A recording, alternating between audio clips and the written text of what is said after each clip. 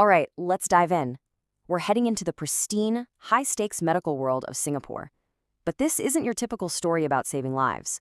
No, this is about a brilliant doctor, a dedicated nurse, and a betrayal so deep that the very tools used to heal get twisted into weapons of absolute destruction. It all boils down to this one chilling question, right? What happens when the people we literally trust with our lives become the ones who are orchestrating their end? This is a story about how obsession can fester in a place meant for healing and how a mind trained to cure disease can pivot to causing it.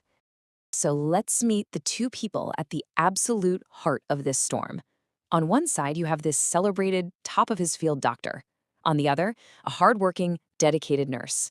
They work in the same prestigious hospital, but as you're about to see, they might as well be living on different planets. And I mean, just look at the massive gap between their lives here. Dr. Marcus Tan is the poster child for success. We're talking Harvard-educated chief of infectious diseases living in a luxury home. And then you have Isabel Cruz. She's a nurse from the Philippines, lives in a public housing flat, and sends her pay back home to support her family. This huge power imbalance, well, it's the fault line that's going to run under this entire story. So here's this guy who on paper has it all, the career, the perfect family, the social status, but underneath all that polish, he's just empty. He's climbed every mountain he ever set out to, and now he's standing at the top alone, just asking himself, is this it? What's next? And it's that void that opens the door for everything that's about to go wrong. And so these two incredibly different lives start to collide. Now, it doesn't begin with some crazy spark of passion.